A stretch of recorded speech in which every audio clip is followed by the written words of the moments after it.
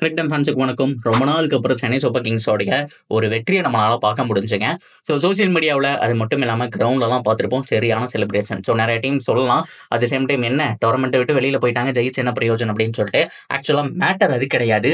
இன்னைக்கான கேம் எப்போவோ வந்திருந்தா அட்லீஸ்ட் ஒரு 4 கேம் ஜெயிச்சிருக்கலாம். ஸோ 2 ரன் வித்தியாசத்தில் ஒரு கேம் தோத்தோம். அதுக்கு முன்னாடி 5 ரன் வித்தியாசத்தில் ஒரு கேம் தோத்துருக்காங்க. ஸோ இதுக்கு முன்னாடி எவ்வளவோ கேம்ஸ் வந்துட்டு ஒரு 30 ரன்ஸ் 25 ரன்ஸ் ஆட்லலாம் நம்ம வந்துட்டு தோத்துருக்கோம். காரணம் பியூர் மிடில் ஆர்டர். ஸோ ராகுல் திரிபாதி அண்ட் தீபக் ஹூடா இவங்களுக்கெல்லாம் கொடுத்த சான்ஸு ஏகப்பட்ட யங்ஸ்டருக்கு கொடுத்திருந்தா இந்த மேட்ச் ஜெயிச்சிருக்கலாம் அப்படிங்கிறதுக்கு ஒரு உதாரணம் சொல்லியாகணும். மேட்ச்ல நடந்த பாசிட்டிவ் கடைசி வரைக்கும் தோனி எடுத்துட்டு போன விஷயம், அடுத்த சீசன் தோனி அவர்கள் ஆடுறாரா இல்லையா அப்படிங்கிற எல்லாத்தையும் கம்ப்ளீட்டா பார்க்கலாமா.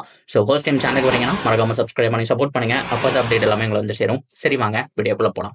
ஸோ ஃபர்ஸ்ட் ஆஃப் ஆல் இந்த வீடியோவில் எத்தனை மணிக்கு பார்க்குறீங்கன்னு சொல்லுங்க. ஸோ மிட் நைட்லையா இல்லை அடுத்த நாள் காலையில அப்படிங்கிறதையும் கமெண்ட்ல தெரியப்படுத்துங்க. ஸோ அதை தொடர்ந்து சென்னை சூப்பர் கிங்ஸை பொறுத்த வரைக்கும் இந்த டோர்னமெண்ட்ல இலக்கறக்கு எதுவுமே கிடையாது.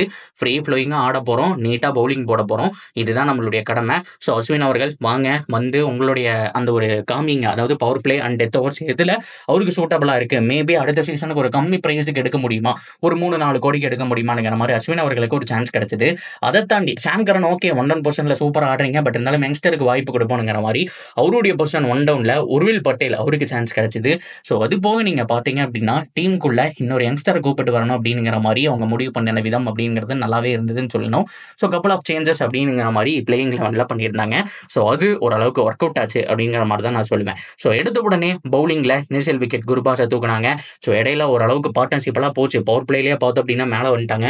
ஆனால் middle over spin choke work out ஆச்சுங்க. அஸ்வின் அவர்கள் பவர் பிளேயில் அடி வாங்கினாலும் அதை தொடர்ந்து போட்ட ஓவர் சூப்பராக போட்டார். அண்ட் ஜட்டு சூப்பராக போட்டார். அதை தொடர்ந்து நூர் அகமது 4 விக்கெட் எடுத்தார். பத்திரானா ஸோ ஃபர்ஸ்ட் ஓவர் நல்லா போட்டார். மிடில் ஓவரில் ஒரு 2வது ஓவர் 3வது ஓவர் அடி வாங்கினாலுமே ஸோ ஃபைனல் ஓவரில் வெறும் 6 ரன் மட்டுமே கொடுத்தாருங்க. ஸோ 180 அப்படிங்கிற டீசெண்டான டார்கெட். 180 டார்கெட் இதுக்கு முன்னாடி வந்துட்டு சேஸ் பண்ணதே கிடையாது 2019 அப்புறம் அப்படிங்கிற மாதிரிலாம் இருந்தாலுமே கூட. ஸோ 180க்குள்ளே வந்தது அது ஒரு சூப்பரான ஒரு லேண்ட்மார்க் அப்படிங்கிற மாதிரி தான் அவங்க மனசுலேயே இருந்திருக்கும். ஸோ இன்னைக்கு ஆயுஷ் மாத்ரே ஸோ நல்லா டச்சில் இருந்தாருங்க. ஆனால் லேட் கட்டு ஸோ அது வந்துட்டு கேட்சாக மாறிடுச்சு. ஸோ அதை தொடர்ந்து ஸோ யங்ஸ்டரான ஆயுஷ் மாத்ரே அவுட் ஆயிட்டாரு. டிவான் கான்வே டீமுக்குள்ளே வந்திருந்தாரு. அவரும் ஸ்பின்னை கொஞ்சம் கணிக்காம அவுட் ஆயிட்டாரு அப்படிங்கிறத நம்ம சொல்லி ஆகணும். 2 ஓப்பனர் 0-0க்கு அவுட் ஆகியும் இந்த மேட்சை சென்னை ஜெயிச்சிருக்காங்க அப்படின்னா அதற்கான காரணம் இந்த பையன் தான். இந்த பையனெல்லாம் ஆக்ஷனில் எப்படிரா விட்டீங்க, ஆக்ஷனில் யாரெல்லாம் தான் எடுக்கவே இல்லை, குஜராத்தில் விளாண்டுருக்கேன் யாருமே பார்க்கவே இல்லையா, 28 பால்ல 100 அடித்த பையனை வந்துட்டு ஏன் எடுக்கலனுங்கிற மாதிரி இந்த இன்னிங்ஸில் காமிச்சிட்டு போயிட்டாருங்க. 11 பால் பிடிச்சாரு, 34 ரன்னு, அதில் 4 6. சென்னை சூப்பர் கிங்ஸுடைய பவர் பிளேயில் அதிகமாக அடித்த 4 6 இவர் தாங்க. ஆயுஷ் மாத்ரே 3 6 அடிச்சிருக்காரு, திரிபாதி ஒரு 6 அடிச்சிருக்காரு. மொதல் மேட்ச்ல வெறும் 11 பால்ல 4 6 அடிச்சிருக்காரு. இந்த மாதிரி ஒரு பிளேயர் சிஎஸ்கேக்கு இருந்திருந்தா பவர் பிளேல எவ்வளவோ மேட்சஸ் 70 தாண்டி போயிருக்கலாம். குரூசியல் மேட்சஸ் எல்லாமே மிஸ் பண்ணியிருக்க கூடாது அப்படிங்கிற மாதிரி தான் சிஎஸ்கே உடைய தரப்புல இருந்து ஒரு அறியப்படக்கூடிய ஒரு விஷயமா இருக்கு இந்த பையனை உள்ள எடுத்த விஷயம் அப்படிங்கிறது. ஸோ கண்டிப்பா ஒரு நல்ல ஃபைனுங்க. உருவில் பட்டேல் அவர் யாருங்கிறத காமிச்சிட்டு போயிட்டாரு. சரியான ஒரு நாக்கு. அடுத்த சீசன் யோசிச்சு பாருங்க, ருத்துராஜ் கைக்வாட் அண்ட் ஆயுஷ் மாத்ரே ஓப்பனிங் 1 டவுன்ல இந்த மாதிரி உருவில் பட்டேல் மாதிரியான பிளேயர். ஸோ அதுக்கப்புறம் வந்துட்டு ஜடேஜா நம்பர் 4 சூப்பராக விளையாடுறாரு. இன்னைக்கு வந்துட்டு ஒரு 19 ரன்னுக்கு அவுட் அப்படின்னா கூட 10 பால்ல 19 ஆல்மோஸ்ட் வந்துட்டு ஒரு 6-4 அடிச்சு நல்ல ஃபார்ம்ல தான் இருந்தாரு. அன்பார்ச்சுனேட்லி வருண் சக்கரவர்த்தியை கொஞ்சம் பார்த்து ஆடாம அவர் அவசரப்பட்டுட்டாரு. அது கணிக்க முடியாம போயிடுச்சு அப்படிங்கிறத நம்ம சொல்லி ஆகணும். ஆனால் மற்றபடி ஜட்டு அட் நம்பர் 4 சூப்பராக பெர்ஃபார்ம் பண்றாரு. ஏன்னா ஜட்டு அட் நம்பர் 4 இது வரைக்கும் இந்த சீசன்லேயே 100 ரன் அடிக்கல. ஆனால் 4வது பொசிஷன்ல வந்து வெறும் 3 மேட்ச்ல, போன மேட்ச் நீங்க பார்த்துருப்பீங்க 77, அதுக்கு முன்னாடி மேட்ச்ல ஒரு 50, கிட்டத்தட்ட 150 வரைக்கும் வந்துட்டாருங்க. ஸோ ஜடேஜா அது மட்டும் இல்லாமல் 140வது விக்கெட்டை சிஎஸ்கேக்காக அதிக விக்கெட் எடுத்த ஒரு பவுலராகவும் மாறி இருக்காரு.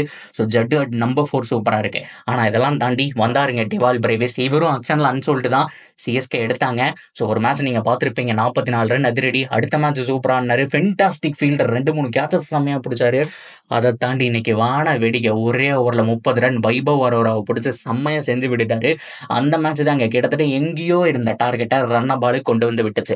இருந்தாலும் ஸோ இன்னைக்கு மேட்ச்ல இருக்கக்கூடிய இன்னொரு ப்ரெஷர் என்ன அப்படின்னு நீங்க கேட்டீங்கன்னா, அவர் அவுட் ஆனதுக்கு அப்புறம் கூட சப்போர்ட் பண்றதுக்கு யாருமே இல்லாத சுச்சுவேஷன்.